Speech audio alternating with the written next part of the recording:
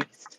This is just one I picked up at the gas station. I have my reusable one, but this brand does like all kinds of recycled ocean-bound plastic, and that's so much of their profits too. Mm, okay. Yes.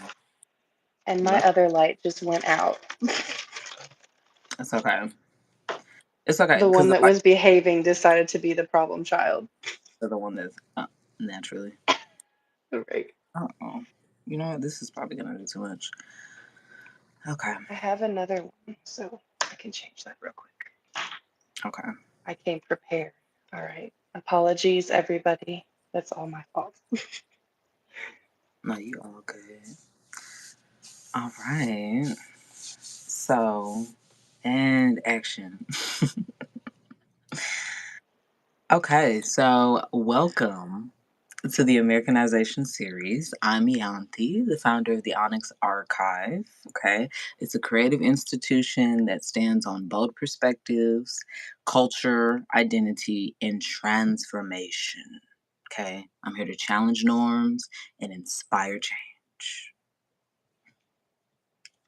And I am Alex from Alex the Academic. I'm visiting from my channel, which has the goal of challenging ideas, expanding your perspectives, and cultivating a deeper understanding of the world because knowledge is power. Love it. Mhm. Clap, clap, clap, clap, clap, claps. Clap, clap, clap. Thank you. And we've come together To shatter the illusions we've been sold. to make you question the narratives you've been told And to fuck shit up. historically. I love that. Okay, so if you all met us last week, we've been doing this whole series. We started off with We've All Been Erased, assimilation. Episode 2 was all about spiritual enslavement. We got real deep on that. Definitely check that one Love out. that. And this third episode is about gender, identity, and orientation. So we're talking about all of that in conjunction with Americanization and what does that look like. So we're going to go down a lot of rabbit holes, okay? But we're going to go down our own rabbit holes because we want to discuss our own personal journeys as well. So yeah, without further ado, we're going to just slide right on in there, okay? If you see me looking away, I'm looking at my notes. She's come prepared. Okay. We Um, always come prepared. The bad always. bitches. We're always prepared. Okay. You know. Okay. So I wanted to open up this discussion with just a general understanding of the different terms that we'll be using. So, like gender identity, sex, orientation, gender expression. Like, there's a lot of terms that are happening out there that, to some people make a lot of sense. To other people they don't understand them. So I decided that it would be a good idea just trying to lay the foundation so that we are learning while we are engaging. So first, I want to say gender expression. That's the first thing I'm gonna define. So your gender expression is just your presentation, what you look like. Okay, so right now my gender expression is giving girl, it's giving woman, it's giving feminine. You know what I'm saying? So that's the presentation. That's how I'm coming up in the spot. Then your gender identity is who you believe yourself to be. Okay. So sometimes you may say, I see myself, my gender identity is female. I see myself as a woman. I see myself as a man. I see myself as a they. I see myself as this, whatever. It's how you see yourself and who you believe you are to be, minus your presentation, minus your physical. It's about your belief in your own self. And then orientation would be who you are romantically attracted to, in some cases sexually attracted to, some, but if you're asexual, it's okay, we're not going to go too deep. He really but it's just who you're romantically and sexually attracted to. That would be your orientation, okay? Sex would be biologically what's going on, chromosomes, XY chromosomes. Some would say, your exterior downstairs package, but really it's just biologically what's happening inside. That's your sex, okay? So, and then of course your genders would be a lot of people. There's a lot of debate about genders. I'm sure you know, Alex, where some people are like, oh, there's only two. There's male and female, and man and woman. I mean, and then other people like, no, there's a third, or there's a fourth, or there's this, or there's that. So genders can get a little muddy right now in our climate about what that Definitely. means to different people. But just so you all have like a baseline of what that means. So I wanted to give a quick example. So someone, let's say you see a more masculine presenting woman. Okay, so maybe that woman identifies as being a lesbian, but maybe you see her, physical presentation. You're like, oh, she's probably trying to be a man or something like that, right? But maybe to her, her expression of her gender may look more masculine, but she may still feel like, no, I'm a woman. I want you to call me she, her. My presentation is just different from, who I see myself to be. And you can use that example for literally anything and literally anybody. But it's really just about allowing someone to identify how they want to identify and just respecting it and moving forward with your life. Okay. Period. So that was just a little basic foundation. And, so Alex, have you had any gender identity issues, or have you come in contact with that in your own journey or presentation? Just any of the above. I would love to know. Ooh, beautiful example. And then I love this question. You caught me by surprise in the best way. Um, I've definitely not had any like issues, but I've had an exploration and evolution of my gender Mm, expression okay. because I very much am one with my biological gender. I am a woman. I feel like a woman. I love being a woman. Okay. Um, but my expression has always been like I've never had a problem presenting more masculine, and I've actually always enjoyed it. When I was younger, I was called a tomboy a lot. Like that was a phrase used a lot in the Mm-hmm. 90s. So like I would still love to get dressed up sometimes, but then when I want to go outside and play and get all muddy and dirty with the boys playing with bugs and stuff, like, and that carried on all the way up into college. And actually, I was thinking about this earlier when I was getting ready. I had a wonderful gay best friend my freshman year of college. Shout out to Thomas M. if you ever watch this, but Oh. he was fabulous and did sometimes drag just for fun, and I think did a Mm. few shows in our college town. But he dressed me up in drag as a drag king. And then we went Ooh. out to, yeah, and this was back in the day when Walmarts were still 24 hours. So in Oh. this college town, that was something we did a lot of times for fun, just wander around Walmart at ridiculously late hours.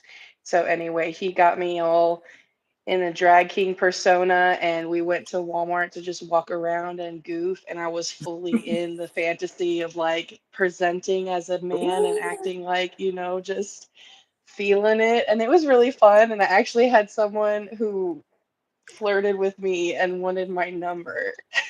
Period. It was really cool. So that was a fun experience. And so I guess my gender identity has always dabbled in being fluid, that Okay. I can present more masculine when I feel like it, and then get super femmed up and dressed up when I feel like it as well. Okay. Um, yeah, and then as far as like my orientation sexually, that's had its own evolution. And preparing for this discussion, like you're aware of, has opened up some doors that I will get into. But it's been really cool to, especially with shaving my head for over a year now. Yes, we love The it. We looks love to that see I it. thank you. It's so freeing, and It to be able is. to own that I'm a woman. I love being femme, but I don't have to be defined by other people's definition of feminine Come and on what it now. means to be a woman. Yeah, so like to me, this is the most beautiful I have ever felt is having no fucking hair. Yes, And it's like, I know, I look in the mirror myself, I'm like, bad bitch, beautiful, bad buzzed bitch. Like, period. Because some short so hair will do that to you. That's exactly how I felt yes, when I first cut my hair. I had probably like 10 minutes. I got it shaved, straight up shaved off.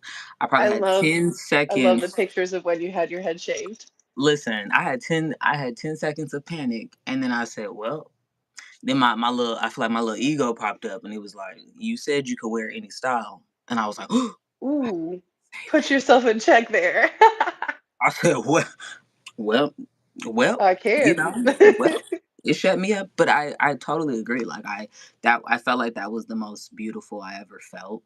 I felt like I learned to love myself in a completely new way because I couldn't hide behind femininity to distract myself and to be like, oh yeah, I'm beautiful because I have my makeup, I've got my hair, I've got my dress. Like it was Hmm. like I took all that away, and then it was like, but what is your definition of your own beauty? Like what makes you beautiful for you? Like, Wow, how are you eating it up for yourself? And then love I that. feel like through that exploration and cutting off the hair, I loved having short hair. Like I'm about to have short hair again in like a week or so. Stop. I'm so excited. It's coming back because I don't feel like doing my hair anymore. So that's also where it's coming from. But Yes. also I also just really love what I look like when my hair is short. When I just don't have to I don't know, just ease, and then I like how cool I look and how cool I feel. Yes, I love that. And I also like maybe a third of my decision, motivation for that decision to shave my hair October of last 23 was what you just said. Like I've never been super good at doing my hair. Like in high school, I would do like different updos, like Yeah. buns and space buns and braids. I knew how to French braid my own hair, but curling it, I've never been good at curling it. During the days when straightening it was the style, I had a straightener and I was pretty good at that, but like I Mm-hmm. just don't have the energy to deal with that every day. So when I had long hair again, it was always up in like a crappy messy bun, not even a pretty one like you see the girls on TikTok do. So Yeah. and then I fell in love with the way I look, and I'm like, and it's easier. So I'm going to keep this That probably part. for a few more years before I have, when I decide I have the patience to have hair again. That part. It's all about the ease. It's the ease. It's the comfort. It's like what makes sense for now, and because I was thinking just like on a just more of like an aesthetic basis. It's like when you do have longer hair, and if you're someone that really does enjoy aesthetics and how you look, and you really want to like look cool, um, you would then need to pay someone constantly to make sure they upkeep that look. You Yeah, know so then it's that, you know? So yeah. agreed. I can trim this up. I have my own pair of clippers. But anyway, Right. I love You're that in for both of charge. us. You're in charge of Yeah. your look. I wanted to say too, when you were talking about you have now settled on being more fluid because it allows you to do feminine and masculine. You use the word fluid and fluidity, and so can you tell the people what that means? Oh, sure. So hope that I do a good job with an explanation, but that's in my with my understanding is being gender fluid with your Mm, expression is like you can embrace appearing or presenting feminine and presenting masculine no okay. matter what your gender identity is. It's all about this is about your expression. Some Yeah. people are gender fluid in their actual gender, usually if they're like non-binary or androgynous, however they like to Right. identify that. But for me, it's my gender expression. But then at the same time, it doesn't usually happen because I'm large chested. But if I was wearing baggy clothes and somebody mistook me from behind and said, "Hey, sir," to get my attention, that's not going to really bother me. So Gotcha. even though, yeah, so even though my gender identity is fully woman, female, my expression is fluid, and I'm not going to get up in arms about anyone referring to me as like they or he for pronouns because I'm just like, it is what it is. Like it's so Mm-hmm. that's my understanding of it is like you can dress and present how you feel that day. So if you're feeling more masculine and more like that fire mask energy, you dress that way, you carry yourself that way, and then maybe the next day you feel super femme and want to wear your dress and heels, you know? Hmm. Meow meow. I like Yeah, it's kind of like some Princess Daddy, like, you know, but Mhm. But someday I see him in the do-rag and his little mustache, and he's got it. like the Okay. deeper cadence in his voice. And then some days he's got like all the hair coiffed and very silky, like, you know, it's beautiful to me. When I think of gender fluid, I think of some Princess Daddy. That is so funny. I appreciate that. 'Cause I'm sitting here Yes, dying laughing because I can see all of myself in all of these looks and these different like Princess Daddy looks, and it was the yes, do rag for me because absolutely yes. because I Daddy love is gonna it. throw on a do rag, okay, and just be a he goes from being a proper gentleman to a do rag and just a hoodie, and then Mm. sometimes he's this. Spicy, delicious. Yeah, We love it. Variety so is the spice of life, right? So isn't it? And that's what I think on my to piggyback on your fluidity and your gender identity and how it morphed over time. I would say the same thing because for me, I always loved androgyny. I always thought it was really cool. I remember my first Pinterest board I ever made was called mhm. Masculinity because I didn't know the word androgyny yet. Like I was still young. I don't know. Whenever Pinterest first came out, I don't know. I was still a child. Some way, shape, or form. I don't know. Yeah, But I that's hadn't somewhere heard. like the 2000s. Yeah, somewhere in the 2000s, but I know I hadn't heard the term androgynous yet. So I made a board where I saved like men that looked more like women, women that looked more like men, and I always thought it was such an interesting way of expression because I didn't know you could do that. I was like, "Oh, you don't have to Love stay like that. this." That's so cool. I thought it was really cool that people could like literally just kind of like shapeshift and that they just had features that allowed them to do so or they manipulated whatever. But I just thought it was really Yeah. interesting. And I think that over time I engaged with my masculinity in like digital spaces, virtual spaces, like making male avatars and things like that, kind of trying to see what that looked like, what that felt like.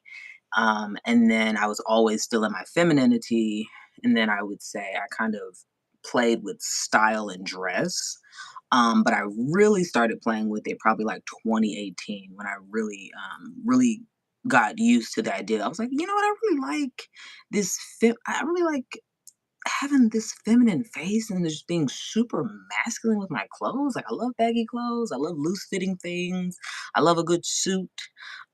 And so I started playing with that more in 2018 and then 2019, 2020. I just kind of like stripped myself of all femininity. Like I wasn't doing any makeup. I wasn't doing any wigs. I wasn't doing any dresses.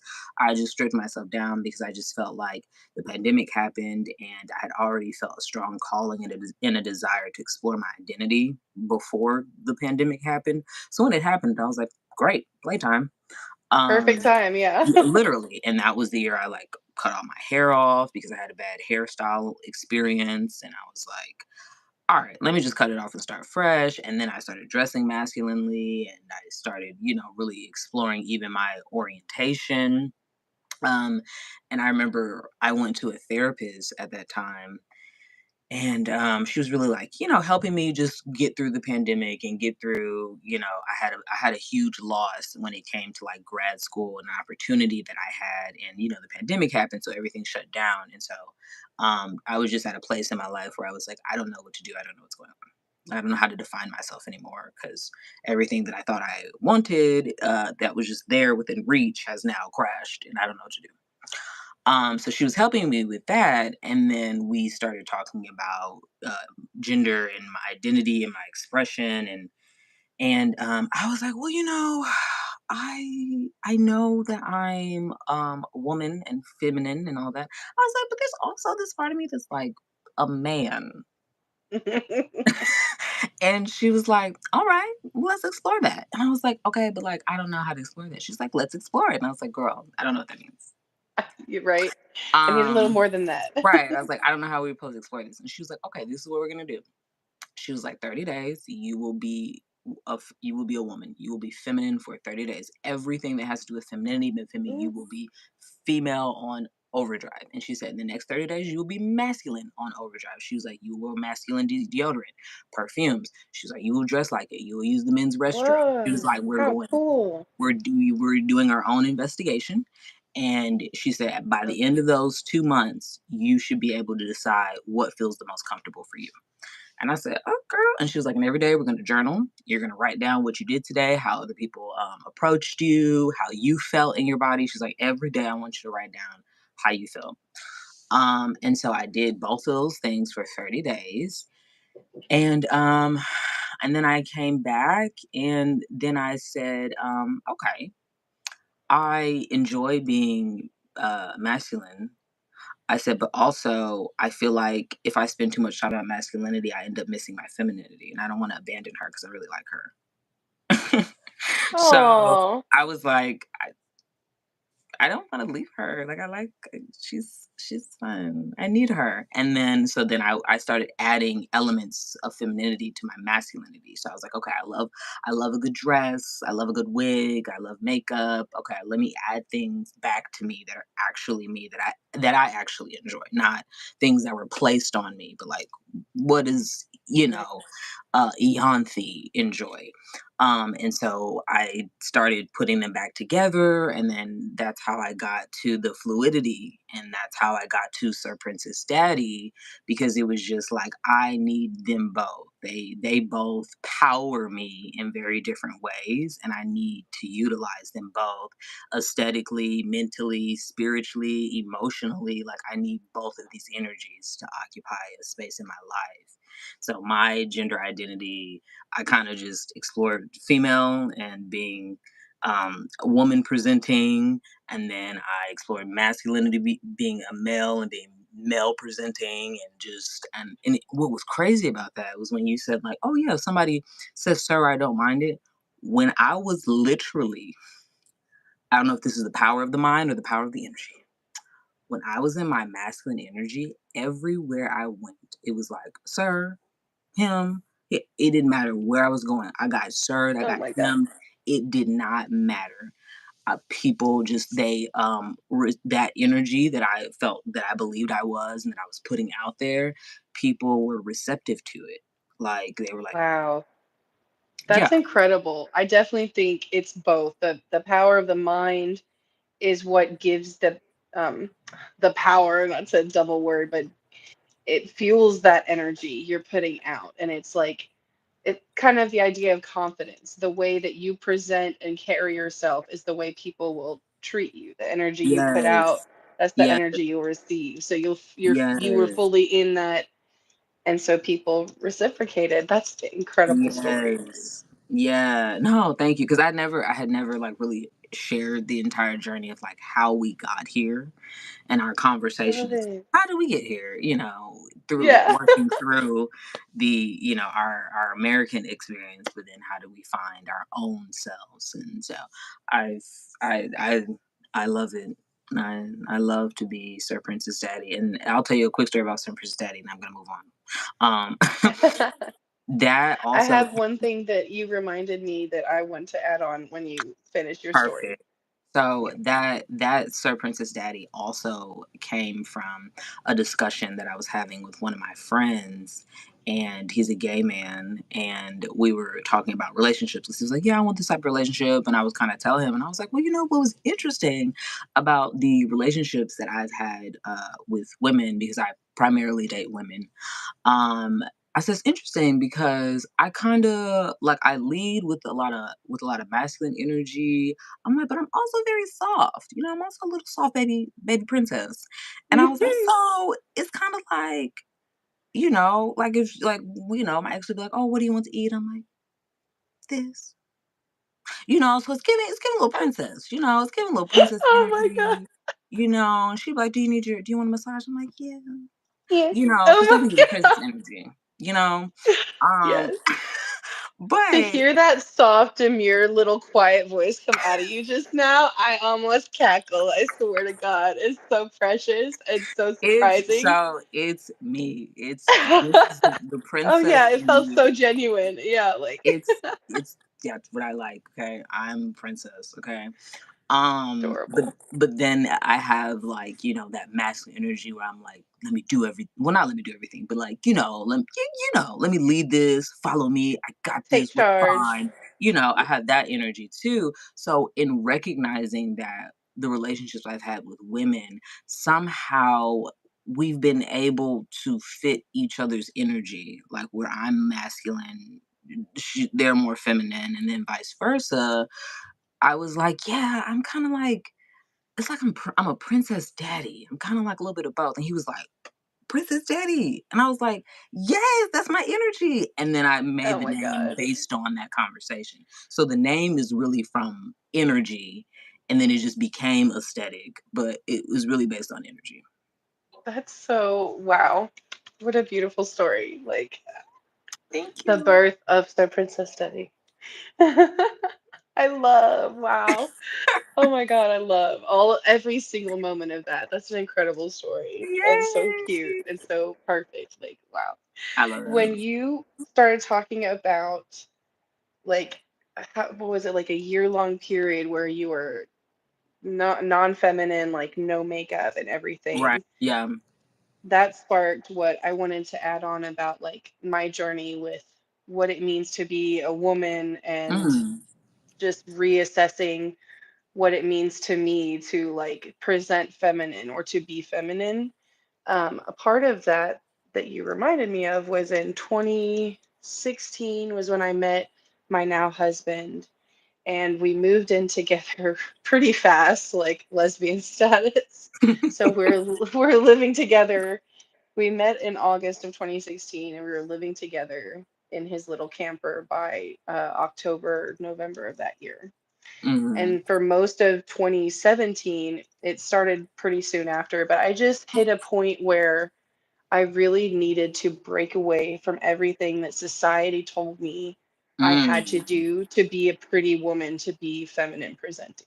Mm. So you sparked it like a light bulb in my head because you talked about like not doing makeup, doing your hair, and I did all of those things. Like it was Mm. so funny because I was still watching makeup videos and things like that on YouTube, but I wasn't wearing makeup. I wasn't shaving any of my body hair. I was letting armpits and legs just be Period. wild and learning how to appreciate, first tolerate, then appreciate, and then it grew into loving my body hair and just like that's a part of who women are as well. Right. Um, and as well as like not doing my hair. I had pretty long hair at this time. It was to like, chest length. Wow. And I did braids and then let those braids start turning into locks. So I had like most of my hair I turned into locks, and then I had the top of my head I left it normal hair, but Mm. just spent time exploring like I said, s- stepping away from what society said it meant to be a pretty woman and Right. dressing in clothes that were like pants and shorts, but like no dresses, no skirts, but still feminine pants and just anyway. And it really Yeah. was integral for coming back to, well, what do I like? Mm-hmm. How do I like to groom myself or present myself? What does it mean to me to feel pretty, to look pretty, to be a woman? And it was just, it was really important. I think it would help a lot of women to, maybe not for as long as I did. I did about a year as well, just like you, but to accept that our hair is a part of us. Um, it's about what makes us feel pretty. And Right. so now it's like I have the cycles. I've fully accepted that I love shaving like my legs and having the smoothness during spring and summer, but then I have the seasons of like the fall and the winter. I don't really worry about shaving as much or at Right. all. Yeah, and then that, I think that was the beginning of me. I hadn't thought about it, like I said, till you inspired the memory. But I think that was the beginning that I didn't give enough appreciation for, like, Mm. taking charge of my female identity. And, like, some days I will wear makeup and I feel like a beautiful little princess. And some days I won't, and I can still feel beautiful, but it's a different, it can be fluid, like we were just talking about. So Yeah. yes, I love that you inspired that memory. I had totally, Yeah. um, I almost didn't give it its moment, and it deserves its moment. No, for real. I mean, because that moment was like a conscious choice to do something different. It was a conscious choice to step away, step outside of the norm, and go find Alex, Yeah, you know? So I love that. I love that. And I love that we both experienced those types of moments, and then we decided to be more fluid in the expression of that. Because I think I had this so funny. I had this guy one time because at my job, like I'm a host, so I'm always checking in on people, seeing what they're doing. Just like I feel like I lead the energy in the space with our guests and things like that. And so I typically utilize a lot of feminine energy in that space because to me that's what it calls for. It calls for that. I see I don't that. know. It just Yeah, calls for that the energy. hostess, like Right, you're just housewife, floating. Yeah, you're just entertaining floating her around the guests. room, you're Yeah. entertaining, you're talking to different people, and that's literally that's what I get paid to do, for real. So what was interesting was there was one of my coworkers that he saw me like outside of work, and he was like, "Yeah, you're so feminine and you're so demure and stuff like that." And I was like, "Yeah, but I'm not like that all the time." And he's like, he was like genuinely confused because I was like, "No, I'm not like that." So then he sees me at work, out of my work clothes, like I'm just chilling, and I feel like my natural energy is kind of like neutral, masculine with feminine sprinkles. I feel like that's my natural energy. It's very just like, I'm chilling. Yeah. The So feminine sprinkles, I'm it really dead. is. It truly is. I And love it. so he was just kind of taken aback because he was like, "What?" And I was like, "Well, yeah, when I go to work, that's a presentation of femininity. Like it's what I do because I'm at work." And so he was just confused. He couldn't like wrap his mind around the fact that like I wasn't a monolith. Like he was like, It's "What do you hard for mean?" people to wrap their head around and accept that when people are multifaceted and think that they're not being fake at one point or another. Like, no, there just are quite a few people out there that it's like a 20-sided die to show my nerd side. Like, they are all parts of you, Ianthe. You're being genuine Yeah. yourself. It's just a different part of yourself that you're not Yes. going to be that part of you every single day. Yeah, and especially in the confines of like a professional environment that is only asking me to be Ianthe in a professional environment. It's not asking me Right. to be all of these things because first of all, they would have to pay me more. But Period. come on now, coin. Yes. But I thought that was interesting because I'm like, no, and then I'm like, yeah, and I actually don't date men. He's like, I'm confused. I'm so confused. He's like, I Yes, can't do I this. I know. can't do this with Bless you. your precious little heart. You gotta open your mind, boy. He's like, what is this? He's like, I'm confused. He literally said, I'm confused. I'm like, good. You should be. Oh my god, that's hilarious. So yeah, Love it. that's my story. That's my story. Love it. Oh man. Okay. So did you have anything else before I move us along? No, I think that's it. Unless you wanted to um say anything about like I think we're gonna discuss that later. Never mind, no. I have nothing else to add. Never mind. No. Nope.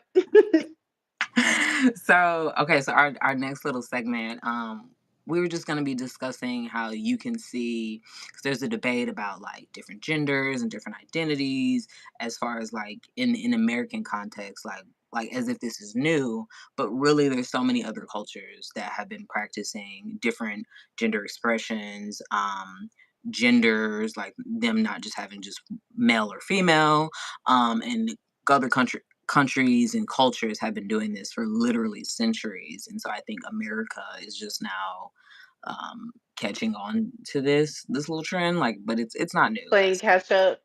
Right, it's not new. It's been around for a while, and so I just kind of wanted to bring up those cultures, and then we were just going to kind of talk about some of them. And so the first one I wanted to bring up is the Hijras, from India, and they are a socio religious culture, and they're actually considered like a third gender. So you have male, female, and then you have Hijras. And so it said that they identified as intersex, or some people say trans. But th- to me, I don't think it's trans. I don't think it's how we understand trans in my mind. Right. I Um, agree. yeah, I think it's a little different because there's this connected to their spirituality and their religious practices. But in India, they're considered a third gender, and they're known to give blessings. They're known to be sacred. People go to them for wisdom and for prayer and for all of these things. So yeah, and then Alex, I know you were saying you had a little bit more information about them as well. Oh yeah. It was really cool that when we were planning this discussion and you mentioned them, then I recently watched the film Monkey Man, which was directed, and Hmm. I think the main star actor, but definitely directed by a man who's from India, I believe. Okay. And the Hijras are a big key part of that story. And so it just was really cool to have those connections. And then in being inspired by that film to go and do research, it is very much like you said that in the Western world, people were praising what it deserves praise because it was bringing honor and attention to this group that has faced a lot of um, what is the word, discrimination and True. social hardships, right? They have, Like yeah. they've been through it, similar to the LGBT community in America, but it's been, like you said, it's been going on for a long time, and they've been a part of the South Asian culture, especially India and Hindu culture, for centuries. And like you mentioned, the blessings and everything, they are seen as neither man or woman, but something more in between, a balance of both. That's why the Western world seeing it as like transgender and oh, the Hydras and bringing attention to transgender, it's not quite Right. that Yeah. because Yeah. they do not need or want both, I guess, any kind of a sex change operation or hormone therapy. They exist in their biological bodies, whether male or female, and they represent and embody both and neither male and female genders. Mm, And what you were saying about the blessings, that's why they're considered sacred, is because it's like, to paraphrase, it's like this method of living and carrying themselves and expressing both genders equally and with equal honor. helps them embody the spirit of God more Mm, closely. And so that's why they are considered, like you said, holy, and they'll be invited to they're considered to be also embodied with the spirit of fertility. mm, And so that's why they'll be invited to weddings and baptisms or christenings or what that's a Western word for it, but blessing right. newborn children and blessing marriage is with their spirit of fertility. I thought that was so cool. That is. And I didn't know that one. yeah, the goddess or goddess and god that they worship for the Hindu Hijras is a variation of Shiva, who is called, I really hope I pronounce this correctly, Arhandar, and Mm, they are depicted as a half man, half woman, like literally a being that is split down the middle with the body of a man, body of the woman, and mm. it's a beautiful story for their religion of like this God had to split themselves and split the man and the woman to give birth to the universe and the world to allow creation to happen, because being that balance of both, a literal being of both, was like so purely God energy that Oh, the world couldn't be born, right? So that was a that's little more long-winded than I meant it to be, but I just love that's learning deep. about different cultures, and I thought it was so beautiful to learn that they are considered holy and closer to God because they live this in between neither and both type of Yeah. life. And I think I love what you said about them, both of the sides of them, the spirits of them being a closer connection to God, because I mean I Yeah. feel like God is both and all and everything all at the same time. So to to have that in a human being is just more evidence of God and God's likeness and God's variation, you know. So I love that. I I love that that's agree. It considered. makes it even more tragic, the discrimination and I was just gonna say that. That's what, things. but Yeah. that's humanity for you. Like it can't understand that like humanity has its way, and then God has God's way, and then I feel like they're always at conflict, because it's like we as human beings we can notice someone being a human being, but if their human expression is a little too different, then we're like, well, you're a human, but like you got to go in the reject human power, but you can still Yes. be a human, but not for real. Like, you know, it's society. Exactly. Society. But yeah, no, that's very interesting. Everything Yeah. needs to be like perfectly prepackaged and fit into little boxes, like Yeah. man, woman. And if it's some kind of question mark, most people who are small-minded, they freak the F out and don't know how They to behave. do. They do, which is crazy to me, because I semi understand it, but I think really it's just I feel like everything just boils down to control, wanting to have control. And when Yeah. something is outside of your area, you lose control over it, and that makes human beings uncomfortable to not be in control. Um, okay. Right? We could go on a whole nother discussion about that. Okay. We'll We save kind that of for a discussion. Okay. Right. We've kind of touched on it. It's definitely a theme throughout this series though of It Americanization, is. because we spoke about it a lot in episode 2 about control through religion, specifically Christianity. Yeah. Um Yeah. yeah. Yeah, control via assimilation, language, schooling, Exactly. color. And now unfortunately we see that frantic bid for control over this subject, gender expressions, transgender rights. We see like that Yeah. frenzied fight coming back, because and what gives me hope, I've seen people talk about it and I do agree, it's Mhm. because people who think that way know that they're losing the battle, to put it Right. Yeah. bluntly.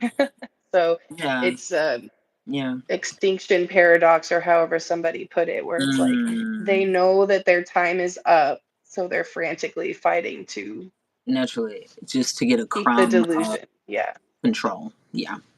Yeah. exactly. That's it. Exactly. That's it. Snaps to that. Thank you. We can definitely talk about this forever.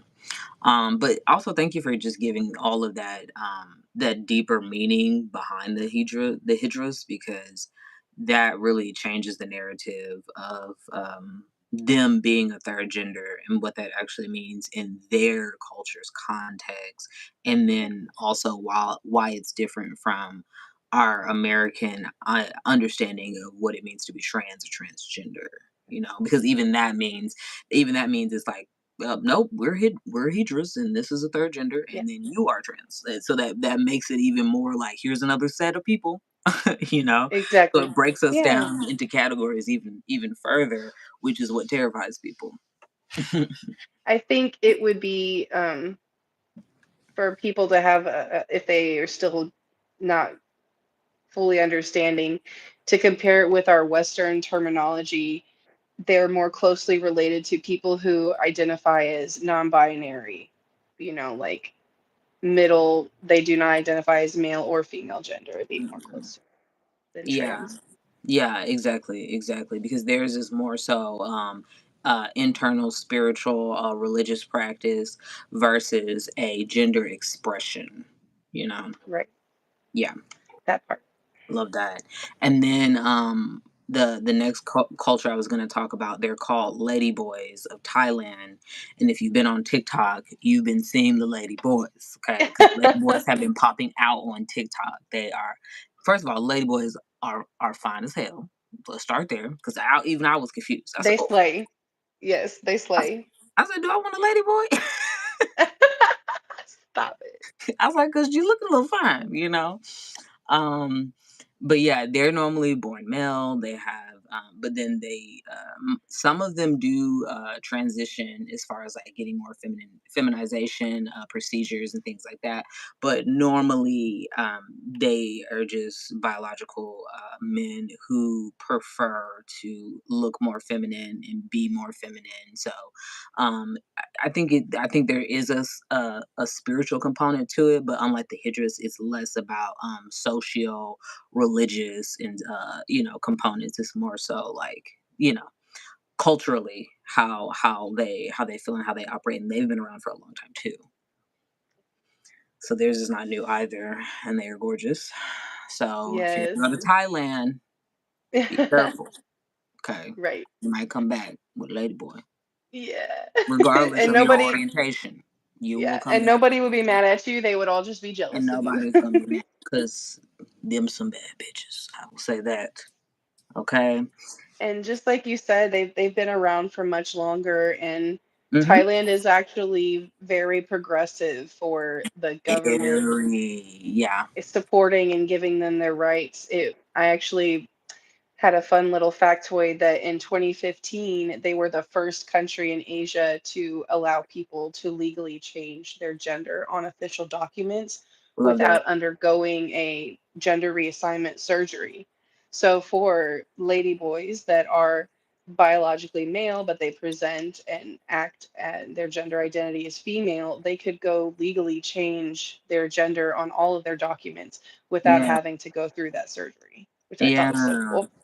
That is really cool. That is really cool. And that kind of made me think about how it gets in America, that same process would just get very messy very quickly.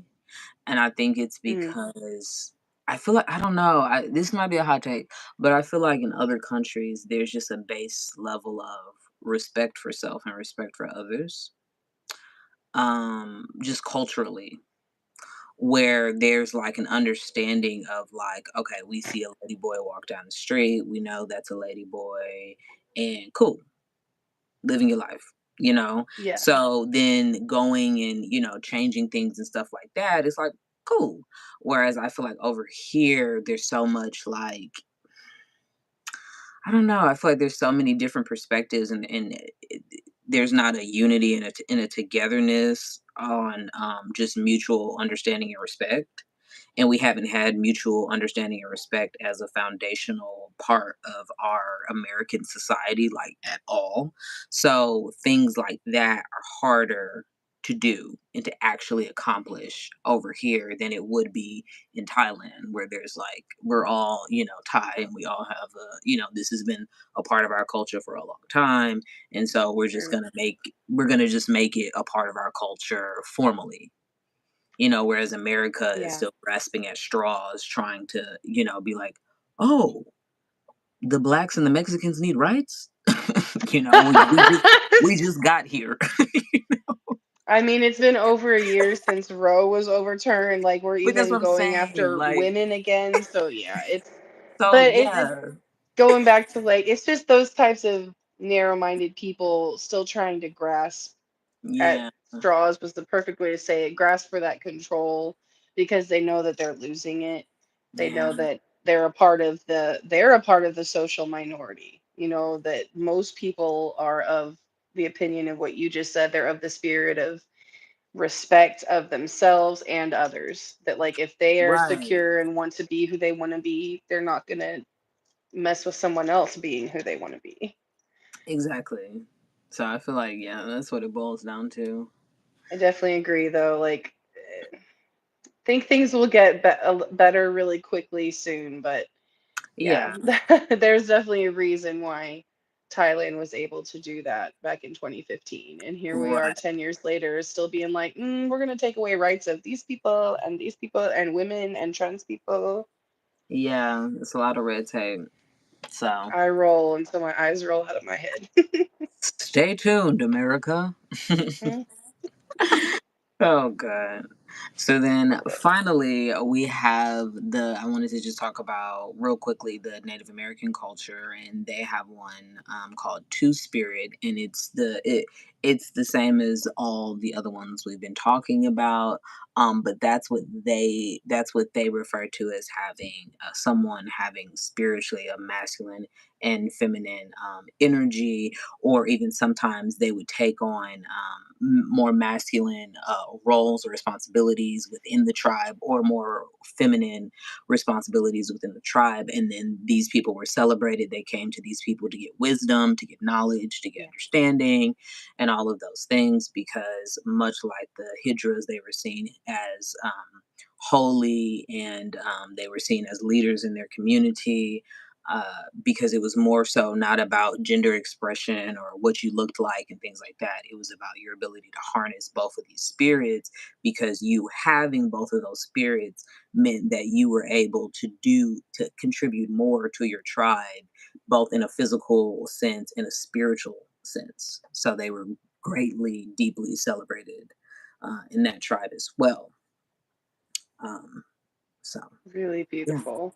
Mhm.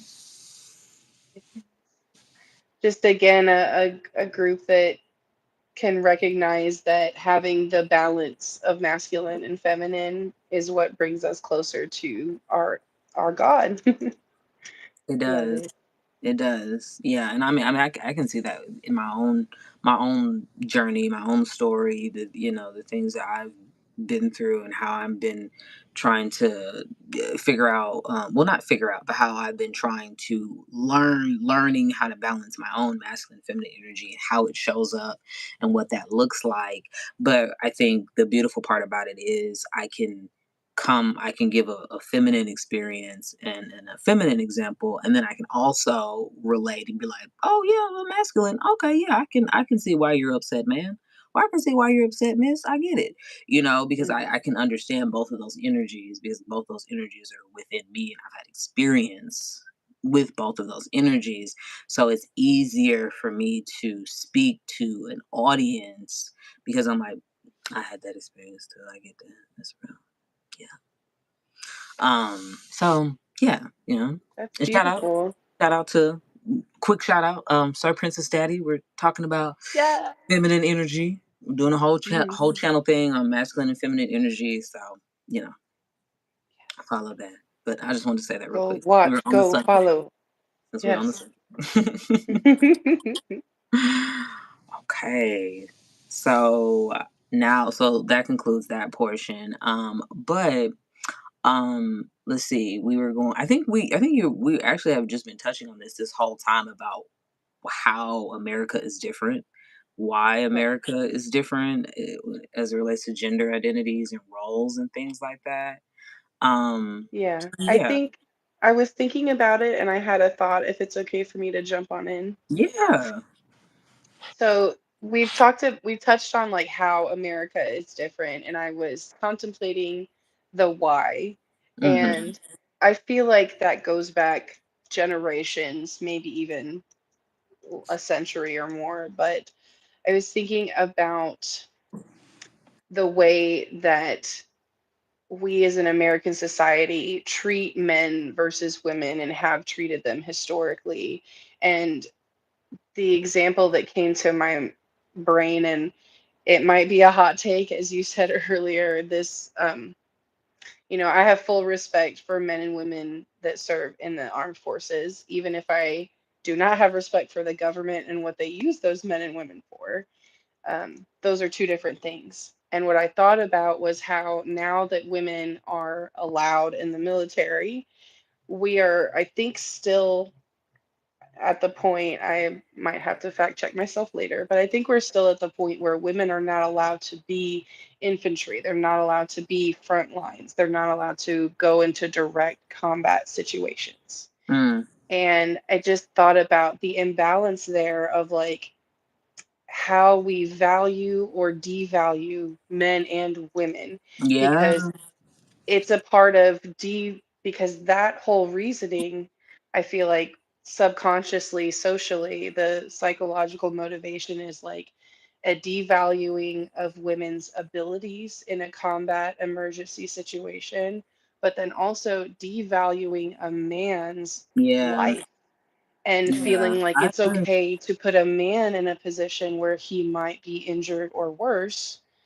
but it's not okay to do that to a woman. Like if a man, if a male soldier sees a fellow female soldier who's injured or passed in battle, that's going to break their mind more than seeing a fellow male soldier.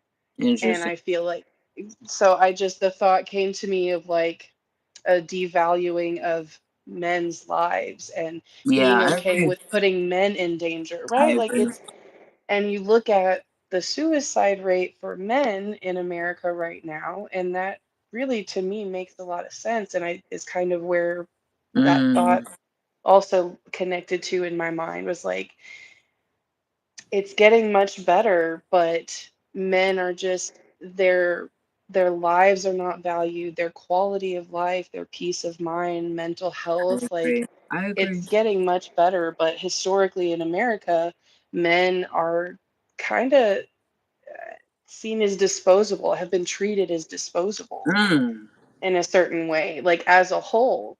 And I while agree. I agree. thank you, and like it's hard to uncomfortable for me to say out loud, but I feel like a lot of truths are uncomfortable to say.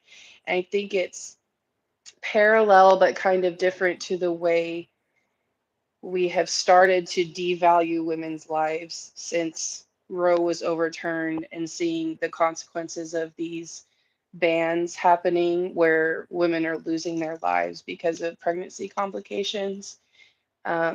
You know, a man's life being devalued in place of a woman, and then a woman's life being devalued in place of a baby. It's Mm, kind of like it goes downhill, but if it was about life and equality, like it should be every life is equal. If we're going to send men off to war to possibly lose their lives, we should be okay with sending women that want to do that, that want to make that choice for themselves. I agree. You. I agree. Yeah, I think everything you said is yeah, I think it makes sense, especially with how we do devalue men and they that's what I'm saying. There's roles, right? Women have their role, men have Mhm. their role, and because of those roles, they don't take into account the actual person. They just say, "Well, you look like this, you're this, you go this way." you look like this, you do this, go that way. And so they just we devalue each other's humanity and realize that just because someone's male or a guy doesn't mean he wants to go to war, doesn't mean he wants to be the breadwinner. He may want to be a Yeah, stay-at-home dad. exactly. you He may know? want to be a house Um, daddy. yeah, it's a lot of guys love being house daddies. They like genuinely enjoy that, but it's because we're like, nope, you're a man. Gotta go out and make this money. But it's Then like we start calling them bums and stuff. right, but it's like you're devaluing his natural position in life. His natural position in life could be, and this goes back to energy again, and I'm going to be talking all about this on the channel. But it goes back to energy again. He could sit more, and he could have a more feminine spirit in him, even though he's physically male. He could have a feminine spirit in him that wants to Yeah, be more nurturing, that wants to be more caretaking. So him being put on the battlefield is terrible because that's not that doesn't make sense. And so yeah, then he's suicidal. He's feeling like no one loves him and no one can hear him, and he's not really getting a chance to fully exist in his entire fullness and his wholeness and his humanity because of that. And then the same can be said for a woman. So I mean, yeah, I think what America has done to our gender roles, gender identities, orientations, and all of that is pretty much diluted them and said, well, you look like this and this is what it's going to be. Versus being like, okay, you're an American, you're a human being. This is how we need some people to contribute. If you're down with that, you can sign up here. Should be a voluntary way of interacting and engaging in the world. agree. And Yeah, it's really sad to see the rise in this whole alpha male culture and the bro alpha sphere type. gross. It's really big on the internet, but it's genuinely affecting young men Yeah, and just taking men and men's mental health backwards several steps by yeah, it is. telling these young impressionable men or even sometimes fully grown men that just like you just said, they don't feel seen and appreciated for who they are as an individual, not just a man. And Right. so they go to these gurus in the alpha sphere looking to find a way out of those feelings. But what it does is just kind of sinks them down further into that hole, further away from who they really are by telling them, oh, to be a real man, to be an alpha, you have to act like this, dress like this, don't Right. ever do this, don't ever say this. Not true, This man. is how you treat women, right? Like it's getting it's getting really ridiculous, but also insidious Mm-hmm. because the thing about like looks maxing, like I go down rabbit holes and watch YouTube videos about Yeah. other people So, analyzing. I won't I won't divulge into everything, but the looks maxing part of it is really bad because genetics are genetics and being attractive is more about your energy like we've been talking about. It's about right. how you feel. If you feel handsome or good looking, other people will see that and treat you Yeah. that way. And But interact in with. the alpha sphere and the idea of looks maxing, it's like you have to look this way. You have to have an eight pack with the V cut muscle. You have to have a square, pronounced jawline. You have to have a good, healthy head of hair. Like all this, and this. And like No. some of it is okay because it's just about hygiene. Everyone needs good hygiene, but then some of it is like dangerous things to try and make your jaw better, trying to Yeah, I've seen that. yeah, it's really crazy and it's a no one wants to use the yucky words, but that's a form of body dysmorphia and Mm-hmm. it's a really degrading to their mental health. And I feel like it if somebody wanted to analyze men that commit suicide and the percentage of them that were participating in that type of alpha sphere culture, Right. I bet there's a big correlation in recent years Yeah. because it's just reinforcing, like I said, it's reinforcing the ideas they already kind of had in their head. Now they're watching videos with dudes literally telling them if you don't look like a Chad and have a six-figure income and pull all the bitches every weekend, then you're not a real man. And Lies. so then it's just, anyway, I Yeah, digress. I'm very passionate about it because men are precious and they they are, especially deserve nowadays. love.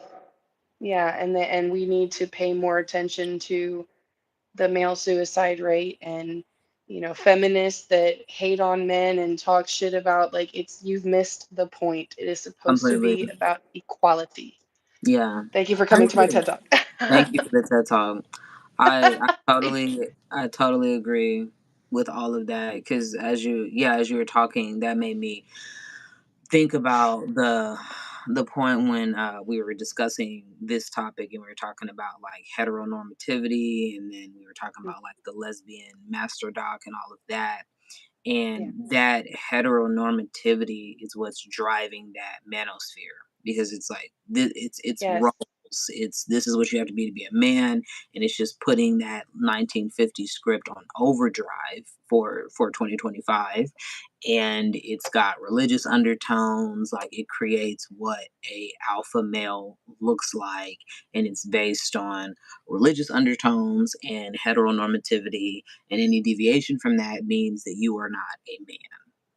Yeah. Okay, but there's standards that are man-made, you know, so like literally man-made. So it's kind of like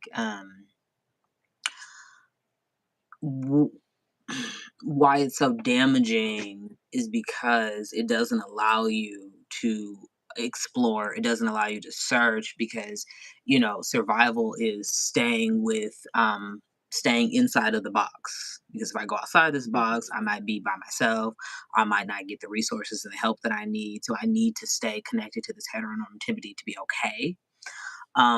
But it's like, now that I feel like the world is kind of expanding and more people are having discussions about gender identity orientation, much like we are, people are getting to see that you can choose different things. You can choose a different route. You don't have to stay within a box that you yourself know internally you do not want to fit in and you can't fit in.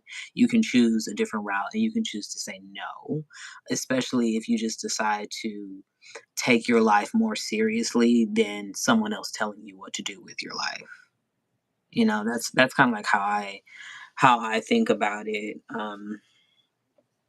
Yeah, yeah, Yeah, I agree. And you brought up the point of, like, it's a lot of it's reinforced by religion, and there's many different religions, but of course in America primarily Christianity or Catholicism, and each different heritage group has their own, like Latinos have their machismo culture, true. and Mhm. same thing with the African American community and what they can, what some people in that community consider to be a real man. And then with Right. um, I feel like with Caucasian Americans, a lot of those men you see talking about the old school gender roles for men, they're usually Christian, and they're usually Yeah. talking about, well, because God says this, you need to be the Right. protector, the Yeah. provider, the this, the that.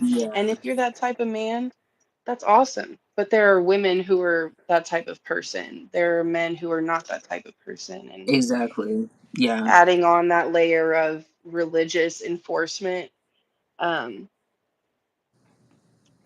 it's just it adds to the insidiousness, because then it adds a layer of, like, not only are you going against the social standard, like you mentioned, you're going to stand out from the crowd and not find yourself alone, but now you're going against God by Yeah. not Yeah. That's the other dimension. acting like a Yeah. man. Yeah, it's Now you're gonna go to really hell. it's really sad. Yeah, you're going to go to hell. You're Yeah. upsetting God if you don't fix this. You're going to go to hell. It's really insane, in my opinion. Wait, can you hear me? Because I think my thing just went out. I can still hear you. You can? Oh my God. Does it sound different now? I Okay. don't know. Okay. Interesting. Because oh, oh, I don't know. I see a light is on now. Right. Yeah. It's supposed to be. Okay. Okay. Sorry.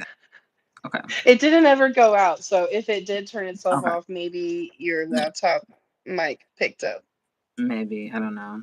Okay. Sorry. It's okay. You still sound crispy. You're good. Good. Good. Both of my lights went out, so we're both having That's what technology happened. problem children Little, tonight. little Yeah. technical difficulty. But yeah, wait, no, did I cut you off? Because I didn't want to. It's 10:40 right now, but I did not No, want to. that was the end of my Okay. little addition to that. Oh, Right. and I also know I want. we're close to the end. Sorry. Go Oh yeah, ahead. no, no, no, you're fine. Because I also wanted to say something because we can always like edit this, but the YouTube editor is actually very good. Okay, so I'm done. All right. Okay. So we can edit this. Right. And I know you mentioned the lesbian master doc, but I think you wanted to go Oh. further into that for our next point. Yes. Okay. So yeah. So we're nearing our discussion end, but talking about heteronormativity, and then there's this awesome, amazing document called the Lesbian Masterdoc, and it just kind of goes through that a person. Yeah. See, it went out again. Let me see. Let me take this off just in case. I just want to make sure my voice gets. So it basically, essentially, just talks about a person and a woman and how you can tell if you're a lesbian or not.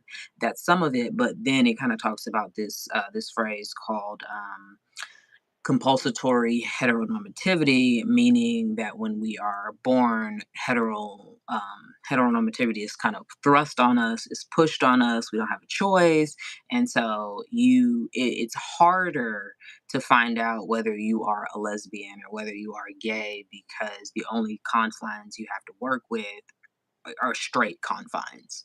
So it kind of goes through these long lists of things about how you can find out for yourself. And so we both individually read it and kind of went over it a little bit together. And I'll definitely leave the link in the description box so you can find out if you're a lesbian.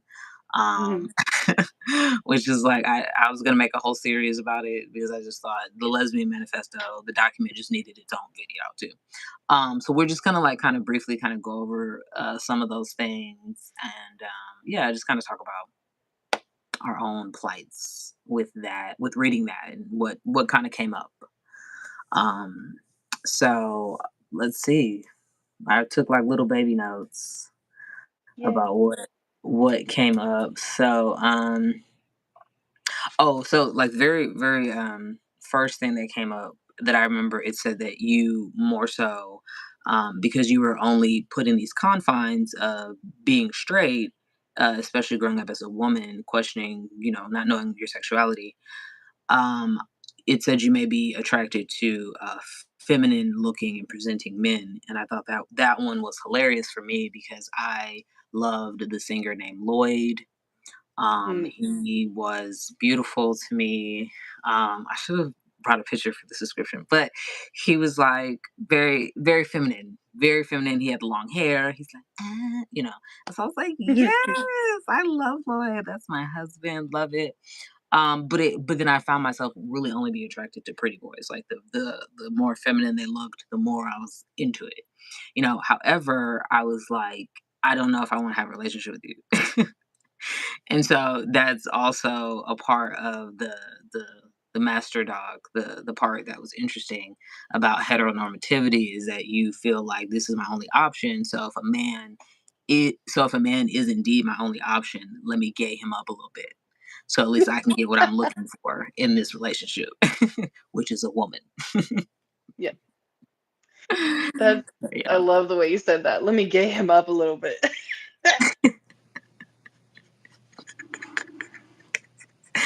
Oh The man. facts. I mean the Yeah. facts, you Yeah. know? So yeah. Yes, That's that was my. funny. Sorry. Oh no, no, no, I'm done. I just wanted to give like a little cute, excerpt of what I experienced reading that. The one that jumped out to me the most. Got you. I remember when I was reading that point, and we kind of discussed this earlier, but it also said in that point that you either go for the more feminine men or you go for really masculine the man's man type of Yes. men. And right, and for myself, it was really eye-opening to see that that was definitely the type of men that I've gravitated towards, considering myself bisexual for most of my life. And now, upon analyzing, I think that it was, and it even mentioned it in the master doc, that that is kind of like overcompensation in the opposite Mm. direction, where what you said is like, if this is the way I have to go, then I'm going to gay him up a little bit. And then the other side where I went to was like, well, if I'm going to go for a man, I'm going to go for a manly, the man's man, the manest of the Yeah. man. Yeah. and and that's, I've always gone for the really gruff, type dudes and beard type guys. My husband has a beard, so that was really funny. But what stood out to me the most when I was reading that was things that it mentioned about thinking that you're not pretty enough or cool enough to be in a relationship with a Mm. woman, even though you Interesting. acknowledge you're attracted to women. Yeah, because my first ever makeout session was with a girl whenever I was in junior high, and my first little cutesy relationship as a kid was with my best friend in high school. Yeah. Um, but then I experienced like having a mother who was Christian, and I had had my first makeout sesh with a girl, and now at this point in time, I was already dating my best friend freshman year of high school. And so I'm watching this talk show with my mom, and I knew she was Christian, but I didn't really know if she was accepting of the changing social climate and accepting of being gay, being lesbian. So we're watching this talk show where it's a mom and a daughter, and the mom is Christian like my mom, and she's like shunned and kicked her daughter out for being a lesbian. And it came up to a commercial break, and I took the chance to say like, "Oh, that's so sad. Like, I wish her mom would change her mind. I hope she changes her mind because, that's her daughter, and love is love. Like, what, I don't see what, I don't remember how I phrased it, but just Yeah. my little teenage brain recognizing it as a chance to see how my mom felt. And she made it very Interesting. obvious through her response, like, well, no, she's standing up for what's right. She's doing what's best for her daughter because that's a sin against God, and she doesn't want her daughter to go to hell. Yeah. So then I experienced looking back on things after that. I hid my relationship with my best friend, and when it ended, and we stayed friends, but after that, the people that I engaged with intimately and trying to have relationships with, it was all purely men. It was purely men. I went back to, or boys, because I was a girl, but I went into the overcompensation because of fear of my mother and fear of her Mm. finding out.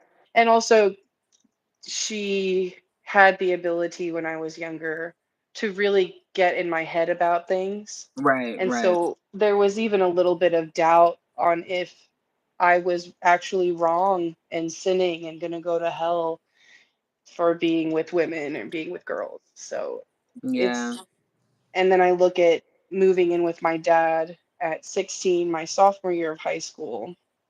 And then I finally allowed myself to start, making out with and dating girls at high school because I wasn't in my mother's house anymore. And my dad Mm. literally told me, I don't care that you're lesbian if you are or bi. I would rather you be with women because then you won't accidentally get pregnant. So that stood out to me the most, is just like when I finally, my overcompensation in the opposite direction than what you described, and it was definitely motivated by religion, and I think it touches on that in the master doc as Yeah. well. And then when I was free, I was trying to date girls, but for the most part, it was just like making out and stuff because I always had the opinion that I wasn't pretty enough or cool enough to have a relationship with a woman to, Interesting. yeah, Interesting. it's really weird, and I wonder, I'm still analyzing like why I ever thought Yeah. that of myself. I'm Yeah. sure it has a lot to do with media, and even though Mhm. representation is awesome, and during the 2000s and 2010s we saw huge uptake in representation of gays and lesbians, they're always so cool. The lesbians were always just like so pretty, Mhm. so cool, so put together. And that's just like, Thank you. which we are. You're like, yes, that, of I course, had you to. like, I mean, listen, that TikTok where you have your shaved head and you're wearing that blue body contour dress, Oh. Miss Ma'am, Slade left him deceased. So, yes, you qualify in there. You qualify in there. I know what you're talking about. Oh, yes. I'm sorry. And I but feel then very to be, passionate about that too. yeah, Go ahead. I love it. Like literally fire. It is, somebody needs to make that into a painting or something. Like, Look, or you should do it you heard it here yourself, like get it first. printed or something. You know what? I would love for that to Yeah, be a big, like a painting would be lit. Like just in the big ass one too. foyer. Oh, In the foyer. listen, Love it. we need a painter. Come to the front. Yes. Somebody. Come to the But then to wrap it up for my little thoughts from the master doc, right. I, looking back on the times I thought that about myself, even in recent, like I think it was 2023, I went on a date with a girl. I thought we were going to be girlfriends, but then she ghosted me after a week of saying we'd be girlfriends. So it's, and it kind of brought those feelings back up. But then Yeah. I went into this really fast-paced journey of self-discovery and shaved my head that later that year in October. And so I kind of just have like love and acceptance for Alex in the past who thought that about herself because it was never Yeah. true. But then I look at myself in the camera right now with my shaved head and my lipstick and my jewelry, and it's Yes. like We love it. I am the lesbian bitch I have always wanted to be. Okay. Because you serving You straight know? looks tonight, honey. It's serving Thank you. straight Oh, looks. stop. Thank you. I'm Straight blushing. Stop looks. it. Like you got your style together. Like you, yes. We Thank see you. the Thank you. look. Thank you. We see the look. I You're gonna love make it. my head inflate, but yeah. As Thank you. it should. Thank Make it fall off. Just do like I can't hold it up anymore. Like it's too heavy you. now, guys. I can't. Stop. Listen. No. No, I Yes. love that. But I think I Thank wanna you. just I'll say my little 2 cents. But I wanted to just say um what you said about not feeling good enough or pretty enough for women, that makes me think about how society has constructed like we know how to be attractive to men, and then Mm, that how do I be attractive for a woman? That is like I think that may have been where the weirdness or the the not the disconnect. disbelief in self comes from, because I think I had that, but not because I didn't think I was attractive. I had that in like a do I be masculine me or feminine me? Which one is more attractive to women? Yeah. So I think I had that where I wasn't sure, like, do I only have to be masculine for you to like me because you want more of a masculine, or can I be feminine? Is this still okay? So I think I've had that uncertainty, because it's like, I know how to be feminine for a man. Like that's easy. I can do it with my eyes closed and not mean any of it. But with women, it felt a little bit more challenging because this was a new lane that I wasn't sure. I'm like, okay, so do I be a man with you? Like, I don't Hmm. know. Um, so I get that. I get that disbelief and that uncertainty of self. But I think what's interesting with a woman dynamic is, well, at least for me, I think what's important is you being exactly who you say you are all of the time. Now, sometimes just like constantly being who you say you are, and then realizing that because I am a fluid individual, I tend to like a woman that's also more fluid. Because I mean, sometimes I'll see really masculine presenting women, and I'm like, I want to cheat on you. And then I'll see feminine presenting women and I'm like, destroy you too. So that lets me know, okay, you kind of like both of these things at the same time. So it's like I like the fluidity of the fact that women can be masculine, women can be feminine, and they can be so many different things. And so I feel like that kind of made me feel like, okay, well, I'm so many different things because I am this thing. And I also appreciate that in you, woman. So Mm, so that I feel like that made it easier for me because I feel like my expression with women means I can be in my full expression. And then when I have been in relation with men, I felt like I could only be half of myself instead of all of myself. And I didn't like that, wow. because The I'm way like, you said all of that was incredible, and wow. yeah, that's just how I feel. That's how I feel. Because I'm like, if I date, a pretty man or a man in general, you're gonna have to call me daddy sometimes because that's what it's gonna be about. So you have to be comfortable enough to be like, okay. There you go. So, I love it. yeah. So yeah, so that's what I took I from like the master dog. I love it, and I don't know what just sparked this little thought, but for myself, oh well, because of what you were just sharing about enjoying the fluidity in recent years, my mind has opened up to being attracted to and enjoying that fluidity in men as well, because I've always known Oh I've yeah, enjoyed that in women, that I could be attracted to any flavor of lesbian is what I'll say. Like the feminine super femme and super butch mask, like all of them. yeah, Like you said, I will destroy you, all of you. yeah. But what kind of blew the door open for me for men and accepting the fluidity of for that was not only my relationship with my husband. We've been married 5 years now, together 9 years in August of this year. And seeing his big soft heart and the way that he will present his feminine energy and like having a big heart, tearing up for animals and little Right. cutesy heartwarming videos. And then on TikTok, for like the aesthetics part of it, TikTok is a crazy place, but I wish I could remember the name. I'm sure it'd be easy to find though. But there is this man who is very mask aesthetic, masculine aesthetics, muscular body, but he wears corsets. It's men in corsets. Okay. And bro, the videos of him like lacing up his corset and you see his ripped back muscles under the laces as he tightens. I was just like, I what feel is that. happening in my body, in my mind? I feel that. I feel that. Right? So, and what was even so cool to add the little cherry on top was like my husband Charlie was the one who showed that to me. He Love stumbled it. across it and shared it with me.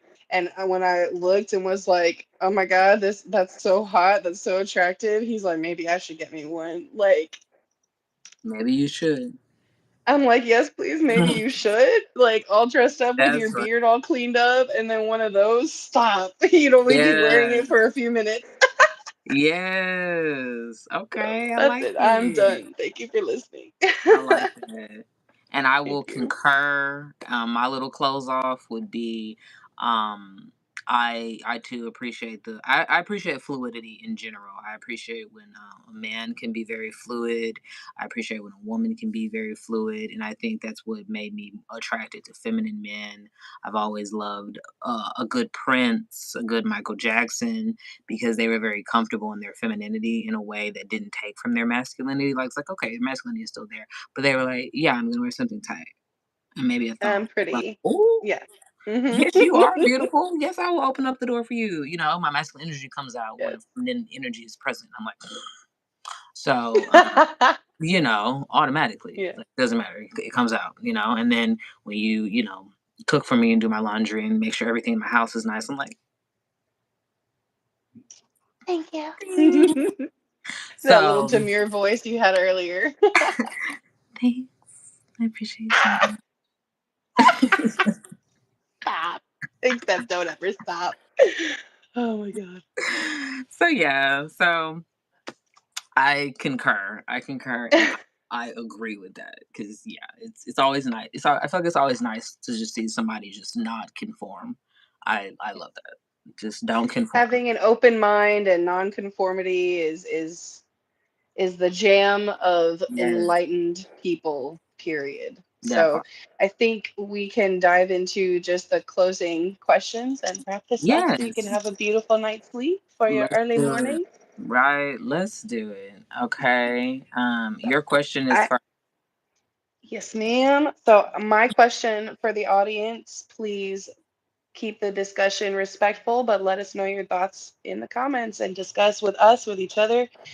What is something new about gender and sexuality that you learned from today's discussion?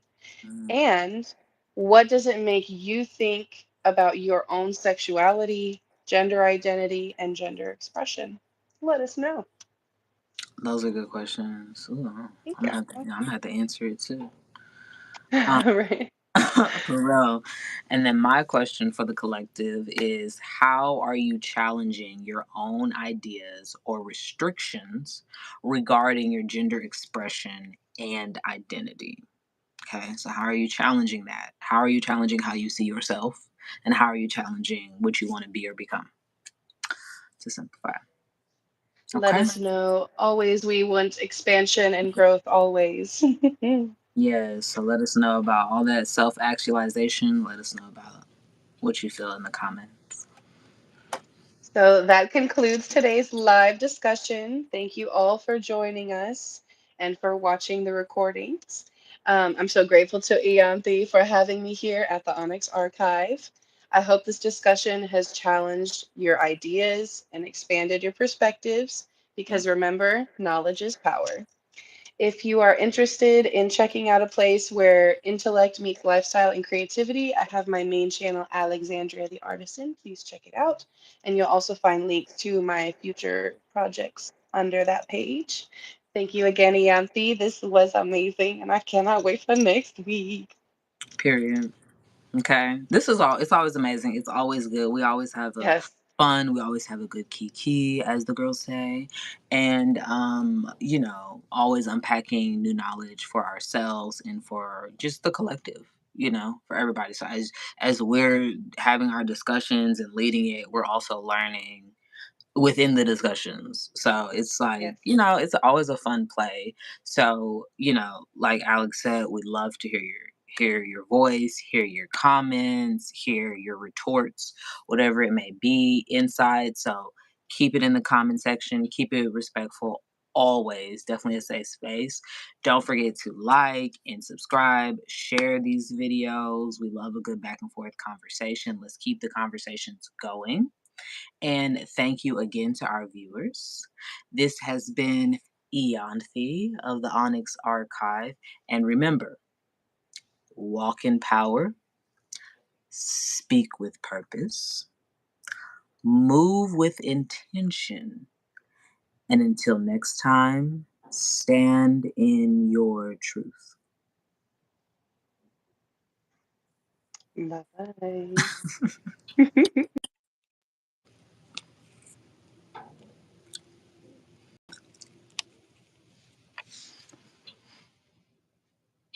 Okay, that's for the screenshot. Oh.